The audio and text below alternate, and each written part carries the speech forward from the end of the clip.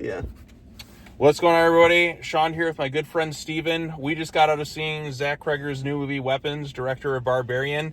We're going to go very spoiler-free, just based on what's showcased in the trailers, because for a movie as wild as this thing, you need to go in knowing as little as possible, because you didn't even really watch any trailers for it. No, I saw one trailer, but it was a long time ago when it was released, so I basically went in blind, didn't read anything about it, didn't see the cast or anything, so went in pretty blind, and that was pretty wild. That was pretty fucking wild. That was an awesome kind of wild. I mean, I love Barbarian quite a bit, so I was really excited when I saw the first bit of advertising for this thing. You see the little kids with their arms waving. Right. So the concept of this thing. So right at the get-go, I really loved this movie. I thought it was fantastic. And like I said, going to this thing, if you've seen the trailers, no spoilers for this video, at least maybe towards the very end, because there's some shit that just gets so wild and crazy to talk about. But the storyline of Weapons, basically, if you've seen the trailer, is at 2:17, classroom with 17 kids got up out of their beds,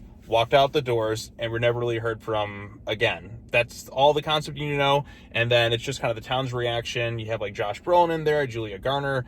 You have what was his name? The guy who plays... he was in Doctor Strange, Wong, from the Avengers movies. Benedict Wong.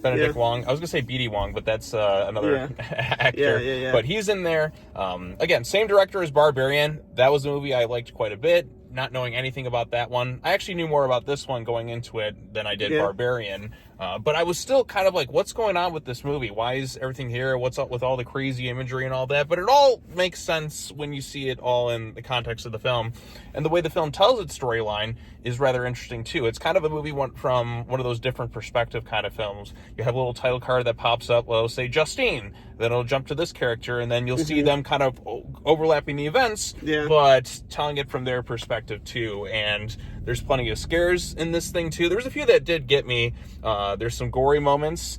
Yeah. And there's some legit, really, really funny stuff in this thing, too. It isn't all jump scares either. Right. There really weren't a whole lot of jump scares. A lot of it was just how it was shot and just the overall atmosphere of the scene that really kind of made me get goosebumps in the theater, which I can appreciate a horror movie that doesn't rely on jump scares to kind of, there really aren't. You're right, there really aren't any. There's a couple, there's some freaky moments too, but it's kind of it's kind of earned. There's one where she's in her bedroom and she feels like there's somebody there, one of the characters, and the kind of reveal for that was genuinely that was probably might have been the freakiest scene in the movie. But as the film's going, you're seeing why are people acting so bizarre in that too? If you've seen the trailers and people are stabbing their faces and stuff and all that too, it's a really intriguing movie. Just the way it kind of slowly kind of reveals the mystery, and you're jumping from one character's perspective to another. It made it very fresh and kind of unique too, and you're kind of along with the characters on this journey, wondering, okay, why is that going on there? This is a movie I definitely wouldn't mind seeing again and trying to pick up more of the clues. For the first time too, but it's one of those films where it's the first time I feel is probably the most effective, because you're building up to the mystery, and then what it eventually is revealed to be is rather interesting and kind of freaky in a lot of ways. The way it all kind of comes together, and you're wondering what the fuck is going on in this movie. And then when the initial kind of moment where you're kind of really understanding what's going on here, it's a big what the holy shit kind of deals to it. And I thought the pacing for the reveal was pretty good, because it kept you on the edge of your seat. It kept you interested in the movie. There weren't really any boring parts. Sure, there were some downtime parts, but it was added to the overall plot, and how each part of it kind of overlaps, which I think is a good way to tell that story. And what you were saying, it's just kind of fresh. Right, it felt fresh, unique. It's an original horror film. Do you hear that? Original. Yeah, crazy, right? I know, because the way it kind of all comes together, it's pretty wild. And even when you do get the reveal of kind of what it is, they don't go too much into the backstory of why it's happening. Yeah. You doesn't really need to. It doesn't really need to, but it kind of leaves it up to your own imagination. But it goes pretty crazy with its third act. It gets so wild, but it also gets really funny too. I mean, Yeah. we were laughing pretty hard. Like, it has a dark sense of humor with it. Like, I mean, for sure. Yeah. Maybe one of my favorite bits of, without spoiling what happens, my favorite bits of comeuppance I've seen in quite a long time, because I think I heard you yell, "What the fuck?" Yeah. as we were getting to the climax of this thing. It just got so kind of crazy and wild as it all like came together. And the acting is pretty good all around. I mean, actors like Josh Brolin's really good. Yeah. Oh, great. For what he does. Yeah. He's the father, one of the parents whose kid just disappeared. And, you know, Julia Garner, I think, was the lead actress. She was pretty good. She was good as because she's the teacher of the classroom that disappeared, so everyone, like, has all their anger blames her at the start. Blames her for all that's going on, and like, why is there only one kid there? I will say, going into it, it was kind of close. I mean, when I first saw the trailer for this movie, I was just 100 million ideas were going through my head. Like, okay, they're called weapons. Why are they like that? Is there maybe a supernatural angle, or is there like some sort of like chemical thing and all that too? And you're really kind of guessing up until, I mean, perhaps one of those potential ideas that was in my head is kind of there, but it's expanded upon in its own unique way, I should say.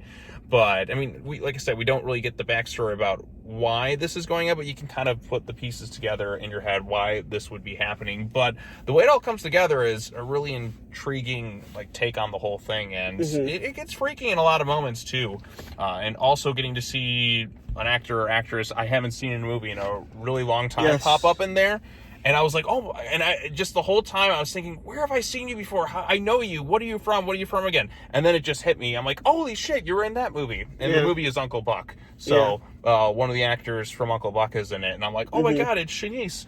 Yeah. So I haven't seen her in a movie in God knows how long, but like she was great in it too. She played her character like pretty much exactly how I would want her to play it with who she was in the movie. Right. Without getting into spoilers. I know. It's really hard to talk about it. It's really hard to talk about it. Like, there's a lot I want to talk about. But we'll do a spoiler section of the video, too, because we're being intentionally as vague as we possibly can for this movie. Like I said, it's well acted. There's a great mystery to it. There's plenty of gore-filled moments. It's very funny in a lot of sequences too. I mean, it has that dark sense of humor like Barbarian had, because Barbarian, when Justin Long shows up in that movie, it gets really funny. And even with the whole, I mean, reveal at the end thing with the whole baby feeding situation, Barbarian, that's the dark sense of humor. You'll get something kind of like that in this one, but for sure. I mean, the ending to this thing, it gets so wild and kind of crazy, but it was also really funny too. Like there's an intense nature to it, but also the whole sequence of it all was just like it. Like the last like 10 minutes of the movie, you're like tense, you're laughing, you're like being like, what the fuck is going on? Right. And that's all the things you kind of want in a really good horror movie. Yeah. And the way it all like and I feel together. Like Zach is like kind of implementing his style. Right. Because this movie, because it's a very similar style to Barbarian when it comes to like what you're saying, like the dark sense of humor and like the creepy shots and creepy moments. But you know, it works. Right. It works. It works very, very well. I'd say the movie I've probably enjoyed seeing the most in theaters this year. If I had to just go out the get-go, it really was that good. So, with that being said, we're at the 8-minute and 30 seconds mark. Yes. We're going to get into spoilers at this point because there's a lot of things we do want to talk about with it. But if you haven't seen the movie yet, don't watch this portion. It'll do yourself much better. It's worth the watch. It's worth the watch seeing first before you get into like spoiler section of this thing. This is one of those movies. There's other things I'm like, yeah, if you see it, so what? This is what? No. Go in knowing, based just on the trailer, that's all you need to know, and then just going from there. It's one of those prime examples where I don't want to ruin the movie, but we're, like I said, we want to talk the spoiler section, so I guess the 9-minute mark, really. So, yes. All right. Spoilers from this point onward. Do not watch the rest of this if you haven't seen the movie, because, like I said, the mystery and the build-up and figuring it all out is what makes it so fun and intriguing. Yes. So, there we go. All right, here we go. Spoilers. witchcraft. That was one of my theories going into it. Yes. I'm like, it's got to be like government stuff. When they said weapons, I'm like, I was thinking it had to be some sort of witchcraft thing. And it's weird, like, even before I saw this movie, I had like a weird dream the other night that involved, like, because I was excited to see the movie, I was speculating what it was going to be. And then witchcraft just, like, I had a dream revolving around it. And that's kind of what we get in this thing. So, Shanice from Uncle Buck, I can't remember, that's where I know her from. We're just going to call her Shanice for the entire We'll just call her video, Shanice, or actually the character's name is Gladys. Because, like, Aunt before she Gladys. really appears in the movie, like, people are having creepy visions of her, like, this clown lady. I was thinking, like, is this going to be tied to Stephen King's It? They were kind of giving her, like, almost like a Pennywise type look with their makeup and everything, too. The first, like, hour and a half, you're like, okay, it's, like, something to do with clowns, but no, not really. It's just how she had her makeup and just everything, because she was just kind of really unsettling, creepy looking throughout it. So I assume, this is my theory, she was taking the kids to basically suck their life force like Hocus Pocus to become younger, and that's why she needed to gather the kids from the classroom. She was trying to get that out of the one, what was the kid's name? Alex's parents, because basically it's Alex and his parents. They're just, typical family and all that. They bring in, like, their aunt who they haven't seen in, like, 15 years to kind of stay with them. And then she uses her witchcraft abilities on them to kind of make them zombies and make Alex do her bidding. That's why the kid is never there to, like, answer questions properly. Like, he has to deal with this burden for months on end with this psychotic witch. So, and it's really, like, eerie, freaky stuff. There's the scene where, like, Benedict Wong is there with his, like, husband or whatever, and she goes to his house. They're trying to talk about it. It's like, can I have a bowl of water? It's like, okay, bowl of water and all that too. And then she had all this stuff, and then she pricks her finger, and then she just snaps it, and then he like hulks up and just becomes like basically like her own little slave zombie, and he just fucking murders this guy, and then just like running with his arms like that too. It gets really intense too, and you're wondering how it all ties together, but it does so in a really interesting kind of way. Yeah, it's like, it's almost like witchcraft using voodoo, because like she has to have a possession of somebody to take control of them, I believe. And then, something that's an object of theirs. And then she uses her own blood and then like ties it up on this like little stem, like a stick. Like, I'm not sure that's what kind that of the mystery was. where you don't know how she gained her power, what her backstory is. Yeah. You just know she's an evil witch. She's an evil witch. Right. And it's been a while since I've seen a good witch movie. Yeah. Like, just the way it all kind of comes together. Like, just a really good movie with witches. The best one obviously The Witches, the 90s one. Absolutely. I mean, the child is a mouse. Yeah, I mean, she kind of looked like one of those, like a little the witch. bit, yeah.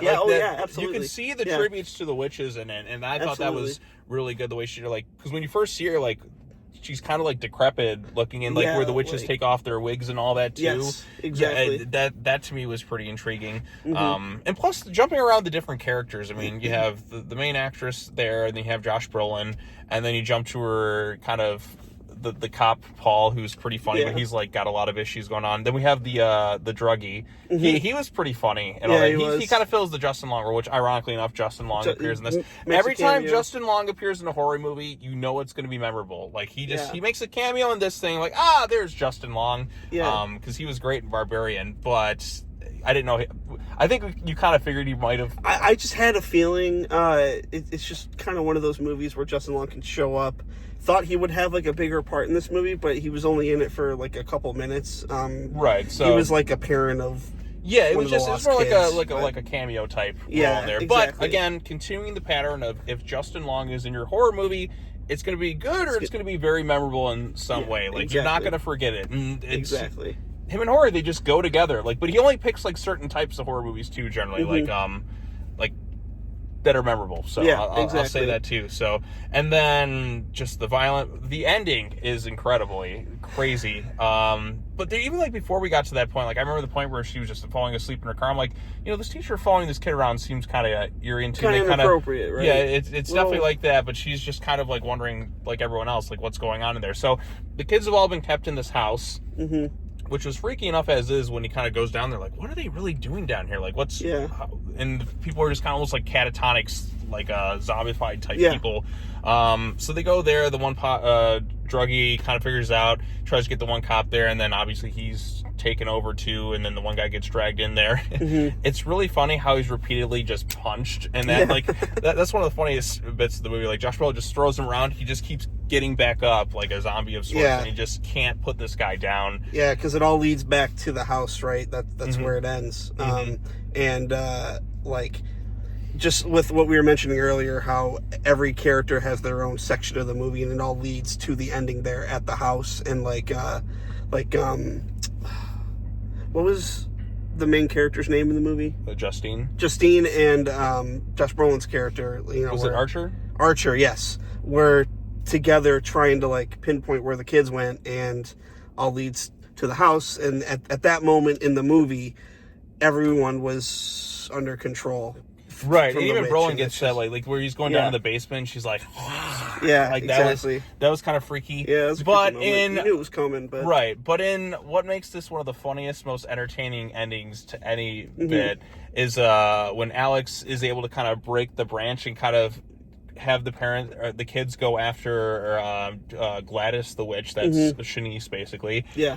And she's like, oh shit, and then she runs out the house, and like you have like all these kids busting through glass and all that, and you just see her running through the neighborhood screaming. Yeah, it's like a crazy woman. Right, it's played up for like laughs, and I laughed really hard. I'm like, maybe one of my favorite bits of comeuppance I've seen in a long time for a movie. Like, you have a villain, like she's creepy in it, and then she's like, you just like, what a bitch. Like, you really want to see her get her comeuppance, and it's fucking great. Like, we were like, I think I heard you yell like, what the fuck? Yeah, well, because then the kids eventually catch up to her, and they just rip her to fucking shreds. And I'm like, holy shit, this is awesome. Crazy. Oh, it's crazy. It's wild. But like, but then the kids were kind of like almost like still in their kind of catatonic like state. I mean, I guess it's kind of the magic's kind of broken, but they're still kind of from months of being under the influence. I was about to say, like, it's probably based on the amount of time that you were under control there. How much of your life was sucked from you, and you know, which makes sense that Archer was pretty quick coherent. Because he only had it for like 5 minutes basically. And the kids were under that influence for kind of months. It's kind of like I guess if you think the Stephen King's like the when they're under the deadlights, and they're kind of like, it takes the miniseries where Bill's wife Audra, at the end of it, she's kind of like, despite them freeing her and Pennywise being destroyed, she's still kind of in that daze until she's kind of broken out of it eventually, and you know, comes back to normal. And they kind of say that with the kids sort of too. But again, very interesting stuff, exciting, original. It is one definitely worth checking out. I mean, I'm trying to think of what else to really say, but like, I almost like want a repeat viewing of this one again sometime soon. I gotta tell more people to check it out for sure. And there's two things that I want to bring up that you know, I'm just still questioning. So like, when Alex performed the spell, you know, does that mean that he has like the witchcraft gene, so to speak, or like, can anybody do that? Or I mean, what's your take on that? So the blood thing could be a thing, but also she had those. I think those are specifically designed witchcraft objects, and so it's like if you pick up a spell book, right? Yeah, for sure. It's like Hocus Pocus, right? Yeah, exactly. You may not have those things on hand, but if you actually read from the mythical, the witchcraft artifacts, then you should have some sort of influence over it. So I'd be curious to know more about Gladys's backstory and how it all, like, why she does what she does and all that. I mean, that's kept a mystery. You don't really need it, but I'd like to like explore more of that, and I just want to know more, because like this is one of those movies where I'm like, man, I want to know more about this. Like, how did this character get to this point to being a witch? And all that? Because she never explains why she does what she does. Yeah, but you can understand, like, okay, she's sick and she needs them for reasons. I assume just suck their life force, basically. Yeah, she's probably been doing that for a very long time, right? Like, you know, that's kind of the impression that I got, was like she's been sick for a very long time. I know, her time at Kowalski Tires. Yeah, you know, her and Buck, you know.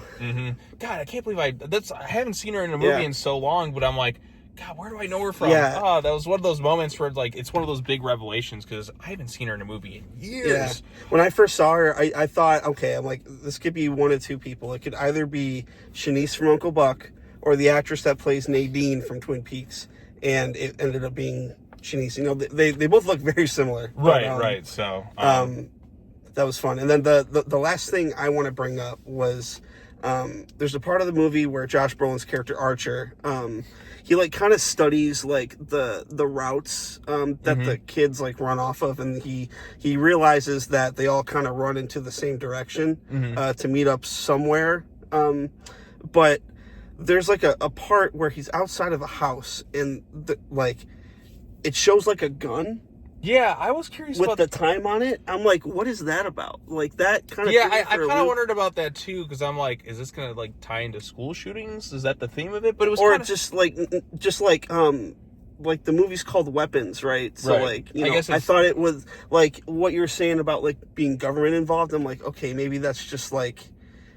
It might be something that he's like kind of picturing in his head, or like, or just his dream telling him stuff too. But... Yeah, because it was a dream. So like, you know, I'm just. Yeah, I wonder about that too, because I'm like, what that can mean and all that too. And again, this is a movie where you can like pick it up more on multiple viewings, and I think again, I really liked it.